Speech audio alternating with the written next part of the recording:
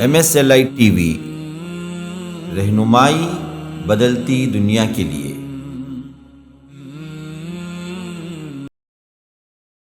السلام علیکم ورحمۃ اللہ وبرکاتہ۔ بسم اللہ الرحمن الرحیم، الحمد للہ رب العالمین، والصلاة والسلام علی سید المرسلین نبینا محمد وعلی آلہ وصحبہ اجمعین، وبعد۔ مشاہدین کرام، بزرگ و عزیز و معزز خواتین، مرکز السلام لنشر الاسلام چنئی کی جانب سے یہ سلسلہ وار ہر اتوار کو آپ کے سامنے آپ کے سوالات اور ہمارے جوابات کا سیشن پیش کیا جا رہا ہے کئی مہینوں سے۔ تو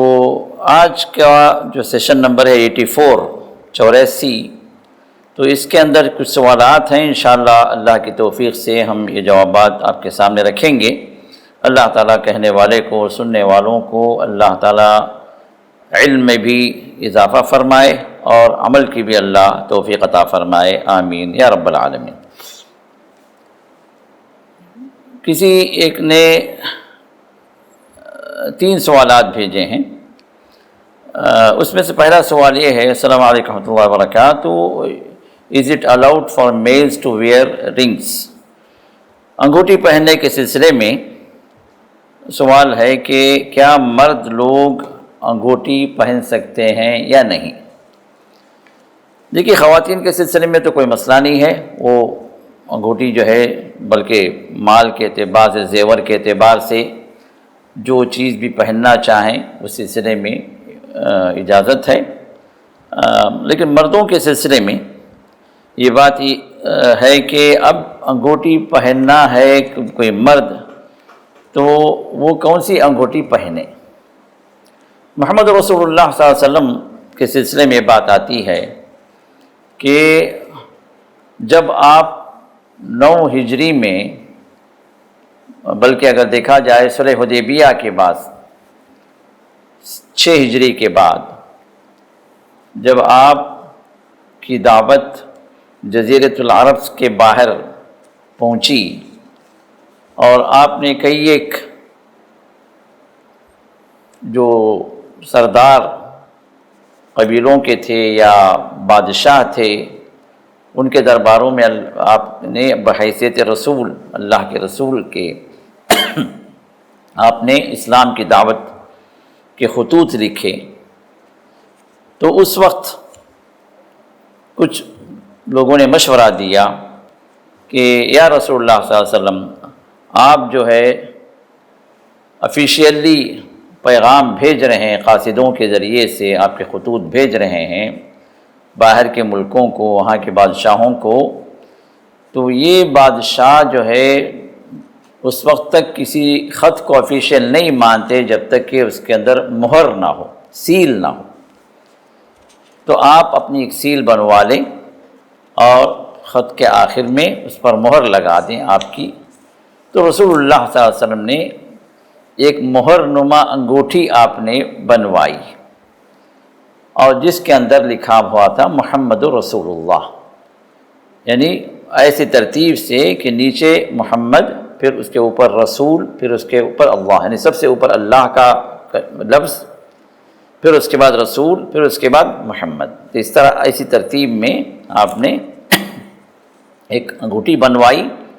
جو آپ پہنتے بھی تھے، اور وقت ضرورت اس کو بطور سیل جو ہے، بطور مہر اس کو استعمال بھی کرتے تھے۔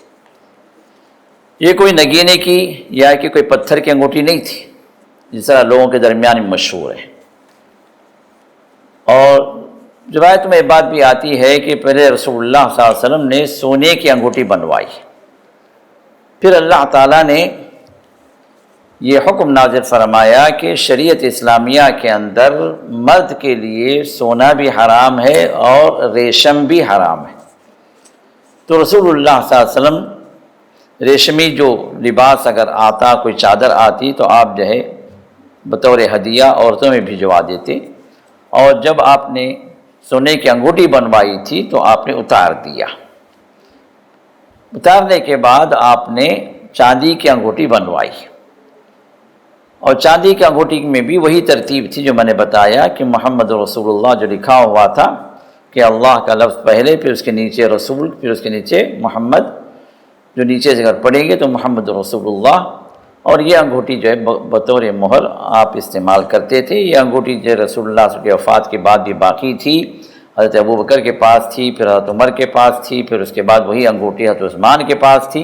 اور ایک مرتبہ قباء کے ساتھ لگا ہوا جو کنواں جب بند کر دیا گیا، جس کو بیر عریس کہتے ہیں، مسجد قباء کے قبلے کی طرف میں یہ کنواں موجود ہے مسجد قباء کے ساتھ ہی میں، اسی کے صحن میں اگر دیکھا جائے، قبلے کی طرف نہیں بلکہ اپوزٹ سائیڈ میں، قبلے کے اپوزٹ سائیڈ میں جو ہے یہ کنواں موجود تھا، جس کو بیر عریس کہتے ہیں. تو وہاں پر ایک مرتبہ حضرت عثمان رضی اللہ تعالیٰ عنہ بیٹھے ہوئے تھے اس کنویں کے ڈھیر پر، تو اور ہاتھ میں انگوٹھی تھی، تو جو وہ نکال کر اس طرح ہاتھ میں رکھے ہوئے تھے، تو اچانک وہ گری اور اس کے بعد جو ہے اس کنویں کے اندر غائب ہو گئی. اور حدیث میں روایت میں بات آتی ہے کہ انہوں نے اس حدیث کی اس انگوٹھی کی تلاش میں پورے کنویں کا پانی باہر کیا اور تلاش کرنے کا حکم دیا، لیکن وہ انگوٹھی اللہ تعالیٰ کو جو منظور تھا وہ نہیں مل سکی. تو وہاں سے اس انگوٹھی کا مسئلہ ختم ہو گیا. لیکن صحابہ کے درمیان میں یہ بات تھی کہ رسول اللہ صلی اللہ علیہ وسلم نے چاندی کی انگوٹھی بنوائی تھی، تو وہ انگوٹھی چاندی کی ایک مرد کے لیے اجازت ہے. تو احادیث سے جو ثبوت ملتا ہے کہ اگر کوئی مرد اگر پہننا چاہے تو سونا حرام ہے، اور اسی طرح غیر مسلموں کی مشابہت میں پیتل کی یا کاپر کی انگوٹھی جو ہے یہ بھی جو ہے جائز نہیں ہے. جائز ہے صرف چاندی کی انگوٹھی، اور وہ بھی رسول اللہ صلی اللہ علیہ وسلم کے طریقہ اور صحابہ کا جو طریقہ ہے اس کو سامنے رکھیں تو یہ ایک انگوٹھی، اور اس کے اندر بھی نگینے والی انگوٹھی کا کہیں ذکر نہیں آتا، مطلب جس کے اندر لوگ جو ہے جو پتھر لگاتے ہیں، قیمتی پتھر، کوئی یاقوت لگاتا ہے، کوئی عقیق لگاتا ہے، کوئی فلاں لگاتا ہے. اور جو ہے لوگوں کے درمیان میں مشہور ہے کہ جو ہے وہ لکی جو پتھر ہے اس کے لیے کوئی فیروزہ رنگ کا ہے، کوئی جو ہے فلاں رنگ کا ہے. تو اب یہ جو انگوٹھیوں کے اندر لوگوں نے کئی چکر چلائے رکھے ہیں، جبکہ انگوٹھی رسول اللہ صلی اللہ علیہ وسلم جو تھی وہ بغیر نگینے کی تھی، وہ صرف جو فلیٹ تھی جس پر محمد رسول اللہ لکھا ہوا تھا. اب ایک ضرورت بھی تھی، لیکن رسول اللہ صلی اللہ علیہ وسلم نے تو ضرورت پر استعمال کیا، لیکن بعض صحابہ سے اس بات کا ذکر ملتا ہے کہ انہوں نے انگوٹھی کا استعمال کیا. تو اس سے معلوم یہ ہوا کہ ایک آدمی اگر انگوٹھی پہننا چاہے، ایک مرد، تو اس کے لیے اجازت ہے کہ ایک انگوٹھی وہ چاندی کی استعمال کر سکتا ہے. اب رہی بات ہے کہ اس میں نگینہ لگوائے، اس میں کوئی پتھر لگوائے نہ لگوائے، اس میں کوئی مسئلہ نہیں ہے، لیکن رسول اللہ صلی اللہ علیہ وسلم نے پتھر لگوائے، عقیق کا آپ نے پہنا، ایسا کوئی ثبوت نہیں ملتا. آپ نے انگوٹھی پہنی، بعض صحابہ نے بھی پہنی ہے، کوئی حرج کی بات نہیں ہے. تو یہ ایک انگوٹھی پہننے کی اجازت ہے. اب لیکن بعض لوگوں کو دیکھیں، خاص طور پر جو پیر اور صوفی حضرات جو ہے جو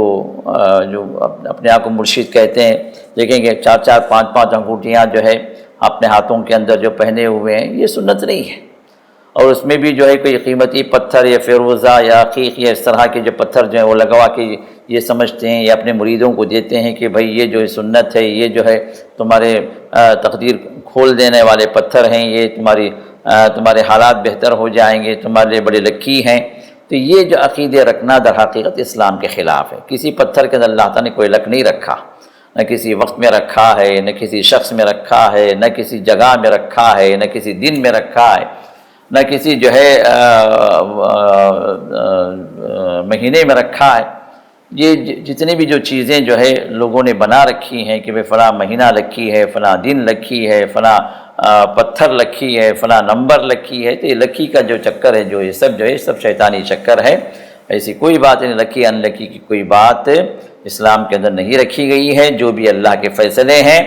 کسی کے پتھر میں اللہ تعالیٰ نے جو کوئی ایسی چیز نہیں رکھی جو اس کے لیے منحوس بنا دے یا اس کے لیے جو ہے وہ مقبول بنا دے، مبارک بنا دے، ایسی کوئی بات نہیں ہے. تو یہ لوگوں کے عقیدے جو بگڑے ہوئے ہیں ان انگوٹھیوں کو لے کر یا ان انگوٹھیوں کے پتھروں کو لے کر، تو اس کی اصلاح ہونی چاہیے. اور لوگ جو ہے اس معاملے میں اللہ پر توکل کریں اور جو بھی جو ہے خیر و شر ہے وہ اللہ کا فیصلہ سمجھ کر اس کو قبول کریں، اللہ تعالیٰ سے خیر کی دعا کرتے رہیں اور شر سے جو ہے اپنے آپ کو بچانے کے لیے اللہ تعالیٰ کے ہاں دعا گو رہیں، تو انشاءاللہ اللہ تعالیٰ جو ہے ان کی دعا کی برکت سے اللہ تعالیٰ انہیں ہر شر سے بچائیں گے اور ہر خیر اللہ انہیں عطا فرمائیں گے۔ تو یہ جو ہے انگوٹھی کے سلسلے میں تفصیل ہے کہ چاندی کی انگوٹھی کوئی بندہ پہن سکتا ہے اور اس میں اگر نگینہ کوئی لگوانا چاہے لگوا سکتا ہے، یہاں تک کہ جو پلیٹینم کی بھی جو ہے جو انگوٹھی کو علماء نے اجازت دی، کیونکہ پلیٹینم جو ہے جو گولڈ سے ہٹ کر جو دوسرا جو میٹل ہے اس اعتبار سے اس کو جو ہے بعض علماء نے اجازت دی ہے، لیکن وائٹ گولڈ نہیں ہے۔ وائٹ گولڈ اور جو پلیٹینم میں فرق ہے۔ وائٹ گولڈ جو ہے وہ جو اصل جو گولڈ ہے وہ اسی کو جو وائٹ گولڈ بنایا جاتا ہے، جو در حقیقت سونے کا حکم ہے۔ وائٹ گولڈ ایک مرد جو ہے پہننا اس کی اجازت نہیں ہے، وہ حرام ہے، لیکن پلیٹینم جو ایک دوسرا میٹل ہے، دوسری دھات ہے جو گولڈ سے ہٹ کر ہے، تو اس سے اگر جو کوئی انسان جو ہے اگر انگوٹھی بنوانا چاہے، کوئی مرد یا کوئی گفٹ کرے تو وہ پہننا چاہے تو پہن سکتا ہے، کوئی حرج کی بات نہیں ہے۔ اور اس میں جو ہے اگر نگینہ یا ایک پتھر اگر لگوانا ہے لگوا سکتا ہے، لیکن یہ عقیدہ نہیں رکھنا چاہیے کہ یہ پتھر یا یہ نگینہ جو ہے یہ خیر و برکت والا ہے یا کہ بڑا جو ہے اس کی قسمت کو کھولنے والا، اس طرح کے جو عقیدے لوگوں کے درمیان میں ہیں، یہ غلط عقیدے، ان سے اپنے آپ کو بچانا چاہیے۔ اب رہی بات یہ ہے کہ جب ایک انگوٹھی سے زیادہ پہننے کا ثبوت نہیں ہے، جو بھی ہے وہ اگر جو ہے رسول اللہ کے طریقے کو سامنے رکھیں تو یہ ایک انگوٹھی انسان استعمال کر سکتا ہے۔ اب کئی انگلیوں میں انگوٹھیاں جو مرد جو پہنے رہتے ہیں، یہ در حقیقت خلاف سنت ہے۔ اور اسی طرح اس انگوٹھی کے علاوہ دوسرا جو زیور ہے چاندی کا، اس کی کوئی اجازت نہیں ہے۔ جیسے جو ہے گلے میں لوگ چین ڈال لیتے ہیں، سونے کی وجہ نہیں، وہی چاندی کی چین ہے، یا چاندی کے کڑے ڈال لیتے ہیں، یا چاندی کی جو بریسلٹ جو ہے بنوا لیتے ہیں ہاتھوں کے اندر۔ اور خاص طور نوجوانوں کے درمیان میں جو ہے ایک ٹرینڈ چل پڑا ہے، یہ فلم ایکٹرز کو دیکھ کر جو ہے جو غیر مسلم فلم ایکٹرز ہیں یا کہ ہیروز ہیں،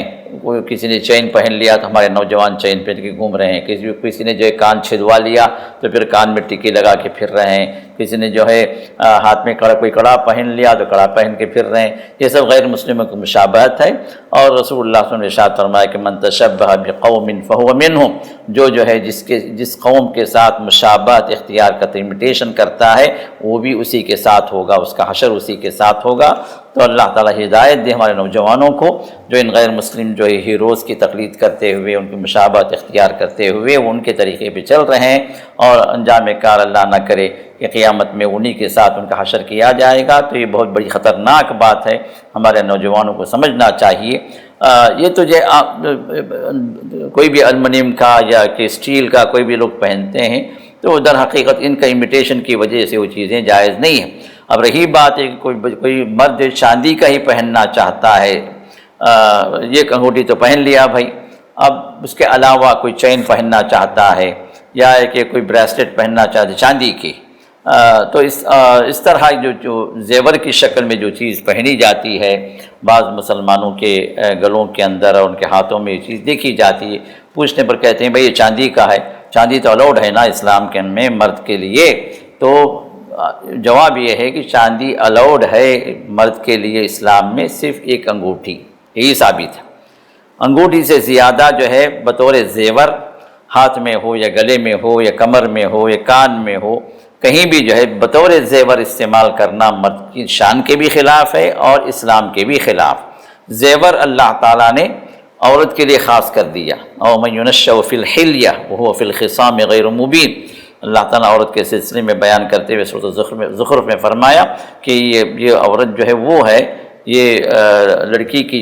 جنس جو ہے صنف نازک وہ ہے جو اتنی نزاکت والی ہے کہ وہ زیورات میں پلتی ہے۔ تو زیورات کا خاصہ جو ہے کس کے لیے ہے؟ یہ خواتین کے لیے، ان کی اسپیشلٹی ہے، ان کے لیے خاص، مردوں کے لیے زیور نہیں ہے۔ مردوں کے لیے تو جو مرد تو مجاہد آدمی ہوتا ہے، وہ تو جنگجو آدمی ہوتا ہے، اس کے ہاتھ میں ہتھیار ہوتا ہے دشمنوں سے لڑنے کے لیے، اسلام کے مخالف لوگوں کو جو اسلام پر حملہ کرنے، مسلمانوں پر حملہ کرنے کے لیے جو نکل آتے ہیں، ان کا مقابلہ کرنے والا یہ جنگجو جوان مرد ہوتا ہے، جو مجاہد ہوتا ہے، یہ تو زیورات میں نہیں پلتا، نہ زیورات اس کی شان کے مطابق ہے۔ تو اب آج کل کے جو لوگ جو مرد ہیں، زیورات میں بھی عورتوں کی مشابہت کرنا شروع کر دی ہے، تو حالت بھی ان کی عورتوں کی طرح ہو گئی۔ تو لہٰذا مرد بنے، جو اللہ نے جن کو مرد بنایا تو ان کو مرد بننا ہے، زیورات سے دور رہنا ہے۔ تو چاندی کا زیور مرد کے لیے سوائے انگوٹھی کے کوئی چیزیں استعمال کرنے کی اجازت نہیں ہے، تو اس کو ذہن میں رکھیں۔ اور اسی طرح اگر ضرورت والی بات اگر کہیں آ گئی، جیسے دانت، جیسے رسول اللہ صلی اللہ علیہ وسلم کے زمانے میں ایک دانت جن کے ٹوٹ گئے تھے جہاد میں، تو انہوں نے سونے کا دانت بنوا لیا، تو ایک ضرورت کے مطابق۔ اب آج کل تو جو ماشاءاللہ ٹیکنالوجی اتنی بڑھ گئی کہ اصلی دانت اور نقلی دانت میں کوئی فرق نہیں معلوم ہے، ویسے دانت بنوا لیے جاتے ہیں۔ تو اس زمانے میں سونے کا دانت بھی بنوایا گیا، یا ناک بھی، چاندی کی ناک کٹ گئی، تو بدصورتی کو مٹانے کے لیے وہ انہوں نے ایک صحابی نے چاندی کی ناک بنوا لی تھی۔ تو اس میں کوئی حرج کی بات، یہ ایک ضرورت، وہ زیور نہیں تھا، ایک ضرورت کے حد تک اس کو استعمال کیا گیا، تو اس کی اجازت ہے اگر ضرورت کہیں پڑ جائے تو۔ لیکن اگر زیور کی شکل میں ایک مرد کے لیے کوئی زیور اس کی اجازت نہیں ہے، چاہے وہ چاندی کا ہی کیوں نہ ہو، سوائے ایک انگوٹھی اگر انسان پہننا چاہتا ہے تو انشاءاللہ اس میں کوئی حرج کی نہیں ہے اگر وہ چاندی کی بنی ہو۔ تو اللہ اعلم۔ دوسرا سوال یہ ہے، can a medical student keep real bones of women in his house for the purpose of studying? ایک میڈیکل اسٹوڈنٹ کا غالباً یہ سوال ہے جس میں یہ پوچھا گیا ہے کہ ایکسپیریمنٹ کے لیے اگر انسانی ہڈیوں کو اگر اپنے گھر میں کوئی انسان رکھنا چاہتا ہے، کوئی اسٹوڈنٹ رکھنا چاہتا ہے تجربے کے لیے، یا کہ کوئی پروجیکٹ دیا گیا اس کو فلفل کرنے کے لیے، تو کیا اس کی اجازت ہے یا نہیں؟ دیکھیے، جواب یہ ہے کہ انسان چاہے زندہ ہو یا مردہ ہو، قابل احترام ہے۔ مرنے کے بعد بھی ایک انسان کی جو حرمت ہونی چاہیے اس کی زندگی میں، تو موت کے بعد بھی اس کی حرمت شریعت نے قائم رکھی ہے۔ اسی وجہ سے قبروں پر بیٹھنے سے بھی رسول اللہ سے منع فرمایا، کیونکہ اگر انسان زندہ ہوتا تو آپ تھوڑی اس کے اوپر بیٹھتے۔ تو اسی اعتبار سے انسان کے مرنے کے بعد بھی اس کی شان میں گستاخی، یا کہ اس کو زندگی میں جو تکلیف دہ جو چیزیں ہیں اس طرح کی چیزیں مرنے کے بعد بھی اختیار کرنے سے رسول اللہ صلی اللہ علیہ وسلم کی ممانعت واضح ہے۔ اب جب اس کی حرمت قائم ہے مرنے کے بعد بھی، تو پھر اس کی جو باڈی ہے یا باڈی کے جو بھی پارٹس ہیں وہ بھی حرمت کے قابل ہیں، قابل احترام ہیں۔ اب کسی کی ہڈیوں کو نکال دینا یا قبر کھود کر کے کسی کی ہڈیاں نکالنا، ادھر حقیقت اس کی بے حرمتی ہے، جس میں شریعت کی کوئی اجازت نہیں ہے۔ ہاں، شریعت کا قاعدہ یہ ہے، الضرورات تبیح المحظورات۔ ضرورات، جب ضرورت آ پڑتی ہے تو اس ضرورت کے پیش نظر بسا اوقات کوئی ایک حرام چیز بھی، کوئی ایک ممنوع چیز بھی وہ اس وقت کے لیے حلال ہو جاتی اس ضرورت کے پیش نظر۔ یہ ایک قاعدہ عام ہے جو فقہاء کے درمیان میں ہے۔ تو اس اعتبار سے علماء شریعت نے اگر کسی ایسی چیز، کوئی ایسی بات آ گئی کہ بھئی یہ ضرورت والی بات آ گئی لیکن یہ چیز حرام ہے، تو کیا کیا جائے؟ تو اس ضرورت کے حد تک اس حرام چیز کو حلال کیا گیا ہے شریعت کے نقطہ نظر سے۔ اب اس قاعدے کو رکھ کر ہم دیکھیں گے تو یہاں پر ایک طالب کے لیے اگر اس کے تجربے کے لیے، کیونکہ یہ تجربہ دوسرے آگے چل کر دوسروں کی زندگی کے لیے فائدہ بنے گا، دوسرے مریضوں کے علاج کے سلسلے میں ان ہڈیوں کا ایکسپیریمنٹ اس کے لیے وہ کارآمد بنے گا، تو دوسرے انسانوں کی بہبودی کے لیے، ان کے فائدے کے لیے تجربے کے طور پر اگر ایک مردہ انسان کی کچھ ہڈیاں جمع کر دی گئیں، رکھ دیا گیا لیبارٹری کے اندر، یا کہ اپنے کسی خاص مقام پر جہاں اس کا تجربہ ہو رہا ہو، تو اس ضرورت کے حد تک بعض علماء نے جو ہے اس کی اجازت دی ہے، اور خاص طور پر علماء سعودیہ نے بھی اس معاملے میں جب ان سے پوچھا گیا تو انہوں نے بھی اس ضرورت کے پیش نظر اجازت دی ہے۔ تو ضرورت اگر ہے تو ٹھیک ہے، انشاءاللہ اس میں کوئی حرج کی بات نہیں ہے، لیکن اگر ضرورت نہیں ہے، کسی کا شوق ہے، وہ ہڈیاں جمع کرنے کا شوق رکھا ہوا ہے کہ یہاں پر وہ اس میں جو شوکیس کے اندر رکھا ہے، یہ گھٹنے کی ہڈی ہے، یہ کوہنی کی ہڈی ہے، یہ اسکل ہے، یہ اسکیلیٹن کا یہ ڈھانچہ ہے، یہ اگر جو ہے اس طرح کی چیزیں شوق کے طور پر کر رہا ہے تو غلط ہے، جائز نہیں ہے۔ لیکن ایک ضرورت کے حد تک جو ہے اگر ان ہڈیوں پر تجربہ کرنے کے لیے کوئی میڈیکل اسٹوڈنٹ یا کوئی ڈاکٹر اس طرح کے جو ہے جمع کرنے کے لیے وہ مجبور ہو رہا ہے تو انشاءاللہ اس حد تک جو ہے اس کی اجازت ملے گی، واللہ اعلم۔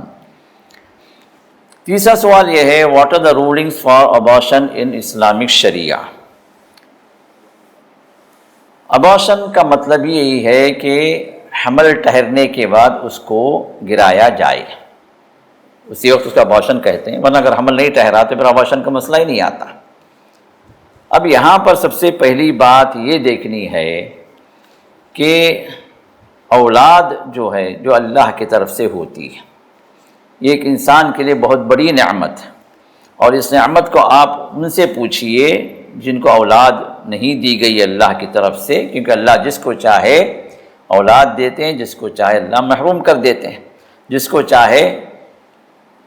يَهَبُ لِمَن يَشَاءُ إِنَاثًا وَيَهَبُ لِمَن يَشَاءُ الذُّكُورَ أَوْ يُزَوِّجُهُمْ ذِكْرَانًا وَإِنَاثًا وَيَجْعَلُ مَن يَشَاءُ عَقِيمًا، کہ اللہ فرماتے ہیں کہ جس کو چاہے اللہ تعالیٰ لڑکے ہی لڑکے دیتے ہیں، لڑکی کی خواہش ہے نہیں لڑکے ہی ہو رہے ہیں، جس کو چاہے اللہ لڑکیاں ہی دیتے ہیں، لڑکے کی خواہش ہے لیکن لڑکیاں ہی ہوتی چلی جا رہی ہیں، لڑکا نہیں ہو رہا،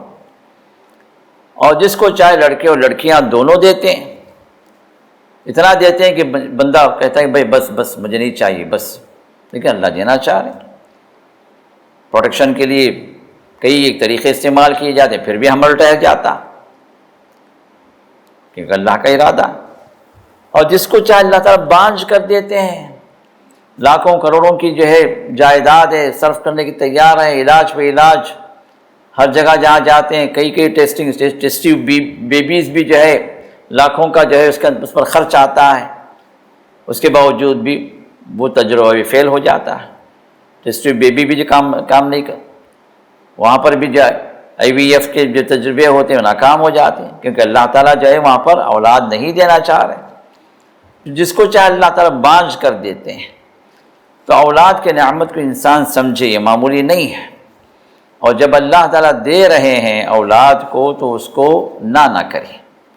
کیونکہ آپ اللہ کی نعمت کو ٹھکرا رہے ہیں جس کا آپ کو اختیار نہیں ہے۔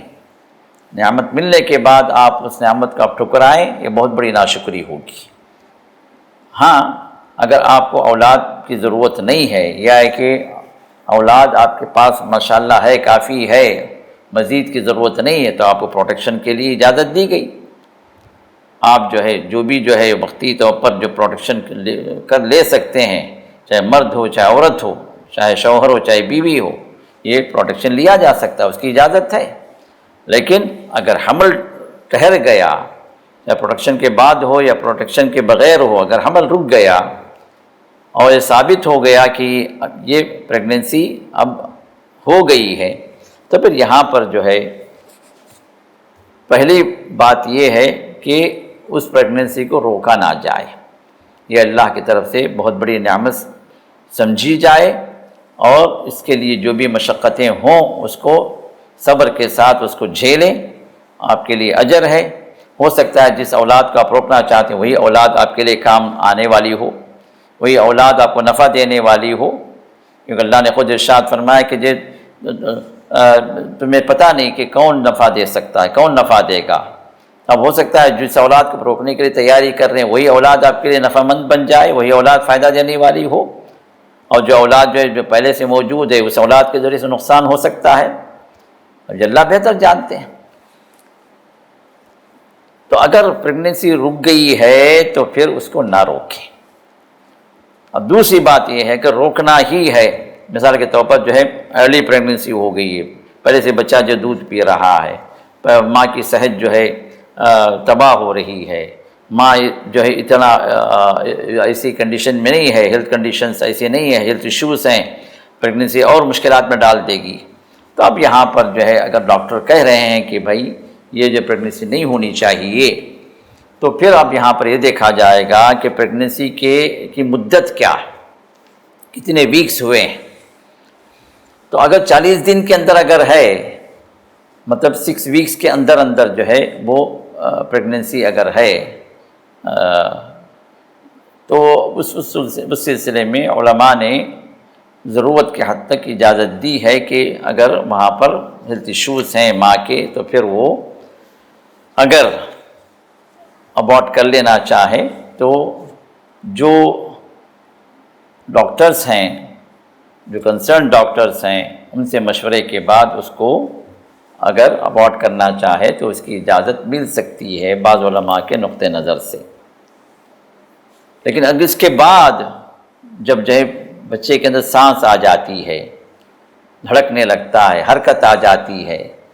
تو پھر علماء نے وہاں پر سختی کے ساتھ منع کیا ہے کہ اب جو ہے وہاں پر اس کی اجازت نہیں. خاص طور پر اگر 4 مہینے کا معاملہ اگر ہو گیا تو روح پھونک دی جاتی ہے، تو یہاں پر تو کسی بھی صورت میں اس کی اجازت نہیں ملتی ہے کہ بچے کو ابارٹ کیا جائے، سوائے یہ کہ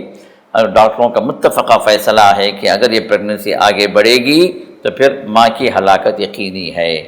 تو اس صورت میں بڑی جان کو بچانے کے لیے چھوٹی جان کو ہٹایا جائے، وہاں پر علماء شریعت نے اجازت دی ہے. ایک متفق ڈاکٹروں کی ٹیم اگر یہ کہہ دے کہ بھائی اگر یہ بچہ اگر جو ہے آگے تکمیل کو پہنچے تو پھر ماں کی جان کے لیے 95% خطرہ ہے، ماں کی جان نہیں بچ پائے گی، تو اس صورت میں جو ہے چھوٹی جان کو وہاں سے ہٹا کر بڑی جان کو بچایا جا سکتا ہے. علماء شریعت نے اجازت دی. اگر یہ صورتحال نہیں ہے تو پھر اس بچے کو کمپلیٹ ہونے کے لیے آپ جو ہے اللہ سے دعا کریں خیر و برکت کے ساتھ، وہ بچہ جو ہے آپ کے لیے خیر کا پیغام لے کر اس دنیا میں آئے. اس کے لیے آپ انتظار کریں، اور جو ہے جو مشقتیں جو مشکلات اس معاملے میں ہوں اس کو اللہ کے لیے آپ جو ہے صبر کے ساتھ جھیلیں. اس میں آپ کے لیے اجر بھی ہے، اللہ تعالیٰ خیر بھی رکھیں گے. یہاں جو بسا اوقات جو ہے کچھ ایسے مسائل آ جاتے ہیں کہ بھائی جو آپ کا ڈاکٹروں کا اسکین یہ کہتا ہے کہ بھئی یہ بچے کے اندر یہ خرابی ہے، یا بچہ جو امیچور ہے، یا کہ بچے کا دماغ نہیں بنا، یا بچے کا جو فلاں یہ ہو گیا وہ ہو گیا. یہ آج کل کی جو ٹیکنالوجی ہے یا ایڈوانس میڈیکل جو ہے سائنس جو ہے، اس کے اعتبار سے بعض بچوں کے سلسلے میں پریڈکشن کیا جاتا ہے. اب یہ پریڈکشن جو ہے کوئی ضروری نہیں کہ پورا ہو، یہ ڈاکٹروں کا اندازہ ہوتا ہے. کئی بار ایسی بھی بات دیکھنے میں آئی ہے کہ ڈاکٹروں نے خطرے کی گھنٹی بجا دی، لیکن جب وہ بچے کی تکمیل ہوئی، بچہ باہر آیا تو بالکل جو فٹ تھا، بالکل جو ہے. بعض وقت میں نے ایسے بھی جو ہے کیسز جو ہے سنے ہیں، دیکھے ہیں کہ یہ کہا گیا کہ بچے کے ہارٹ میں ہول ہے اور بچہ جو ہے باہر آئے گا تو یہ کافی جو ہے پریشانیاں ہوں گی، لیکن جب بچہ باہر آیا الحمدللہ اللہ تعالیٰ وہ ہول کو اللہ تعالیٰ برابر کر دیا تھا. تو شفا جو بھی ہے وہ اللہ کی طرف سے ہے. دعائیں کریں، اگر اس طرح کا بھی کوئی موقع اگر آ گیا تو جو ہے اب دعائیں کریں، اللہ پر بھروسہ کریں. اگر ابارٹ کرنا ہی ہے تو 40 دن کے اندر جو ہے علماء نے اجازت دی ہے، اور پھر 4 مہینے کے اندر، اور جب جو روح کو جب حرکت آ جاتی ہے، سانس آ جاتی ہے 5 یا 6 ہفتوں کے بعد، تو پھر جو علماء نے بالکل ایک نیرو راستہ رکھا ہے، بالکل جو ہے ایکسٹریم جو ہے نیسیسٹی پر ہی جو اس معاملے میں آگے بڑھنے کا انہوں نے راستہ رکھا ہے. اور 4 مہینے کے بعد تو بالکل جو ہے اس معاملے میں علماء اجازت نہیں دیتے، سوائے یہ کہ اگر ماں کی جان جو ہے ایسے حالت میں پہنچ جا رہی ہے کہ اس کی جان بچ نہیں پائے گی، تو پھر اس کی جان کو بچانے کے لیے اس مسئلے کو انہوں نے اوپن کیا ہے. تو یہ در حقیقت چونکہ ایک جان کا مسئلہ ہے، ایک انسانی جان کا مسئلہ ہے، پریگننسی جب کنفرم ہو جاتی ہے تو پھر ایک انسانی جان کی نشو و نما شروع ہو جاتی. تو ایسے میں وانٹیڈلی جو ہے آپ جو ہے اس کو ضائع کریں، ابارٹ کریں، یہ جو ہے نہ اخلاقی جو ہے اعتبار سے صحیح ہے، نہ شریعت کے اعتبار سے اس میں اجازت ملتی ہے، سوائے کہ وہاں پر جو ہے میڈیکل ریزنز جو ہے بالکل جنون ہیں، تو وہاں پر اس میں علماء نے اس وقفے کے اعتبار سے، اس مرحلے کے اعتبار سے وہاں پر ان شرائط ان کنڈیشنز کے اعتبار سے اجازت دی۔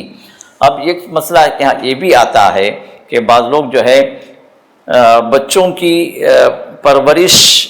اس اعتبار سے کہ بھائی بچوں کو کھلانا پلانا، بھائی ہم خود جو ہے 2 بندے افورڈ نہیں کر پا رہے ہیں، اب بچہ آئے گا تو ہم اس کو کیسے افورڈ کریں گے، کیسے خرچ کریں گے اس پر، کیسے کھلائیں گے پلائیں گے۔ تو یہ جو ہے در حقیقت ایک کفریہ عقیدہ ہے، جو انسان اپنے آپ کو رازق سمجھتا ہے، انسان اپنے آپ کو سب کچھ سمجھتا ہے کہ کھلانے والا میں کیسے کھلاؤں گا، میں کیسے اس کو پلاؤں گا، میں کیسے اس کو جو بڑا کروں گا۔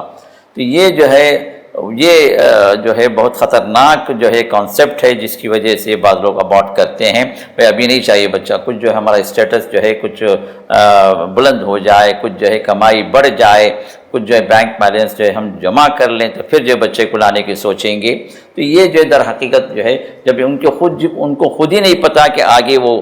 کب تک زندہ رہیں گے، کتنے لمحات رہیں گے، آگے جو ہے ان کا فیوچر کیا ہوگا، ان کو کوئی نہیں پتا، کچھ نہیں پتا، وہ تو اللہ کے علم میں۔ جب اللہ دینا چاہتا ہے ان کو بچہ، تو یہاں پر جو ہے وہ اپنے آپ کو خدا سمجھ کر جو ہے یہ سمجھتے ہیں کہ بھائی ہم کیسے پالیں گے، ادھر حقیقت اللہ کے خدائی کے ساتھ ٹکر لینا ہے۔ اللہ نے فرمایا وَلَا تَقْتُلُوا أَوْلَادَكُمْ خَشْيَةَ إِمْلَاقٍ، اور فقیری کے ڈر سے، محتاجی کے ڈر سے اپنے بچوں کو قتل نہ کرو۔ یہ تو جاہلیت کا جو ہے وتیرہ تھا، یہ تو جاہلیت کا طریقہ تھا، جو اب جو ہے اس دور کے اندر بھی اس طرح کا کانسیپٹ لے کر جو ہے کئی جو ہے کپلز گھومتے ہیں۔ در حقیقت یہ اللہ تعالیٰ سے مقابلہ کرنے والی بات ہے۔ اگر اللہ تعالیٰ دے رہے ہیں تو پھر جو اس راستے کو آپ کھلا چھوڑیں۔ اللہ تعالیٰ جو ہے جہاں دیں گے تو اس کا رزق بھی اللہ لکھ دیا ہے۔ ہر بچہ جب آتا ہے تو اپنا رزق لے کر آتا ہے، بیوی جب آتی ہے آپ کی زندگی میں تو وہ اپنا رزق لے کر آتی ہے، بچہ جب آتا ہے دنیا کے اندر تو اس کا اپنا رزق لے کر آتا ہے، وہ آپ کا رزق نہیں کھاتا، ہر ایک کا رزق اللہ نے الاٹ کر دیا۔ تو اللہ تعالیٰ وہ جو خیر الرازقین ہے، تمام رزق دینے والوں میں سب سے بہتر رزق دینے والا ہے، وہ رزاق ہے، بہت زیادہ رزق دینے والا ہے۔ تو اس پر اعتماد کرتے ہوئے ان مسائل کو جو ہے آپ نہ سوچیں، اللہ پر توکل کریں، دعائیں کریں، خیر کی دعا کرتے رہیں، اللہ تعالیٰ انشاءاللہ خیر سے سرفراز کریں گے، ہر شر سے اللہ تعالیٰ محفوظ رکھیں گے انشاءاللہ۔ کیونکہ مومن کبھی جو ہے اللہ کے سلسلے میں، اللہ کی قدرت کے سلسلے میں مایوس نہیں ہوتا، وہ اللہ پر توکل کرنے والا ہوتا ہے، اور اللہ تعالیٰ دعائیں کرتے ہوئے اپنے معاملات کو آگے بڑھاتا ہے۔ اللہ تعالیٰ ہم تمام کو ان مومنین میں اللہ شامل فرمائے، آمین یا رب العالمین۔ بارک اللہ لنا ولکم فی القرآن العظیم۔ سبحانک اللہم وبحمدک، نشہد ان لا الہ الا انت، نستغفرک ونتوب الیک۔ السلام علیکم ورحمۃ اللہ وبرکاتہ۔ کہ یہ جو مرکز السلام ہے جس میں آپ مسجد السلام میں جمع ہیں، اس کے کئی ایکٹیویٹیز ہیں۔ کوئی بھی مستقل کوئی نہ عمارت ہے، نہ کچھ کرایہ آتا ہے، نہ کوئی جائیداد وقف ہے۔ جو بھی چل رہا ہے اللہ کے فضل کے بعد آپ لوگوں کا کنٹریبیوشن ہے، اسی سے اللہ چلا رہے ہیں۔ تو لہٰذا ہمارے پاس کئی ایکٹیویٹیز ہیں، یہ مسجد السلام کے اخراجات ہیں، اسی طرح مرکز السلام کے تحت بہت سارے پروگرامز ہوتے ہیں، اس کے اخراجات ہیں۔ اسی طرح ہمارے پاس مدرسۃ السلام ہے، جہاں پر حفظ قرآن کی تکمیل ہے، حفظ قرآن کی تعلیم ہے، اور حفظ قرآن کے ساتھ ساتھ اکیڈمک کا بھی ہے، جس کے اندر جو شعبہ ہے وہ ہے کہ 24/7 یہاں پر بچے پڑھتے ہیں، جن کی کفالت جو ہے 8,000 ہے منتھلی۔ اور اس میں اگر کوئی انسان اگر شریک ہو سکتا ہے، لے سکتا ہے، کوئی اسپانسرشپ تو لے لے۔ تو شام میں حفظ کے بچے پڑھتے ہیں ہمارے پاس 5 to 8 جو بچے جو حفظ کر رہے ہیں یا دور کر رہے ہیں، اس میں جو ایک بچے پر جو 2,000 کا خرچ ہے۔ اسی طرح سلام اسکول ہے، وہاں پر جو ہے جو ڈے اسکالرس ہیں وہاں پر بھی حفظ کا سسٹم ہے، پلس جو 10th، تو اس کی کفالت، اس کی اسپانسرشپ منتھلی جو 5,000 ہے، اس کو لے لیں، یا اس میں منتھلی کنٹریبیوشن کے لحاظ سے ہر آدمی اپنی استطاعت کے لحاظ سے لے لے۔ یا اسی طرح جو میڈیا ہے، میڈیا کا اب یہ تمام اخراجات کو اگر ہم منتھلی جو ہم اس پر جو ہے کر رہے ہیں خرچ، اور ہمیں جو کچھ بھی کنٹریبیوشنز مل رہے ہیں، تقریباً 1.5 لاکھ جو ہے ہر مہینے کے اندر کمی ہے۔ 1.5 لاکھ کا خرچ جو ہے یہ ہمارے لیے ایکسٹرا ہو رہا ہے، جو ہم ادھر ادھر سے جو ہے ہم اس کو پورا کر رہے ہیں۔ تو لہٰذا آپ لوگوں سے گزارش یہ ہے کہ کم سے کم اتنا تو کنٹریبیوشن ہو جائے کہ ہمارے خرچ برابر چلے۔ ہمیں کوئی نفع کی ضرورت نہیں ہے، ہمیں کوئی فائدہ اٹھانا نہیں ہے، ہمیں اس سے کچھ کمانا نہیں ہے، لیکن کم سے کم ہمیں قرضات تو نہیں رہنا۔ تو تو اس مرکز کو خرچ سے بچانے کے لیے یہ 1.5 لاکھ کی جو ہے ہر مہینے کی جو کمی جو ہو رہی ہے، تو اس کے لیے جو آپ لوگ اپنے طور سے جو کنٹریبیوشن کریں، جو کچھ بھی ممکن ہو سکے جو ہے، یا ون ٹائم ہو یا منتھلی کنٹریبیوشن ہو، اس کے لیے آگے بڑھیں، یا اپنے خاندان کے اندر جو ہے اس بات کو پہنچائیں تاکہ جو بھی جو صاحب حیثیت ہیں وہ جو اس معاملے میں آگے بڑھ کر اس مرکز کی جو ہے وہ کنٹریبیوٹ کر سکیں اس مرکز کے خراجات کے لیے۔ تو یہ گزارش اب تمام سے ہے، جو بھی موجود ہیں ان کے لیے ان سے بھی ہے، اور جن تک بھی ہماری آواز پہنچ رہی ہے ان تک بھی جو ہے یہ گزارش ہم پہنچانا چاہ رہے ہیں۔ اللہ تعالیٰ آپ کے صدقات و خیرات کو قبول فرمائے، آمین یا رب العالمین۔ بارک اللہ فیکم۔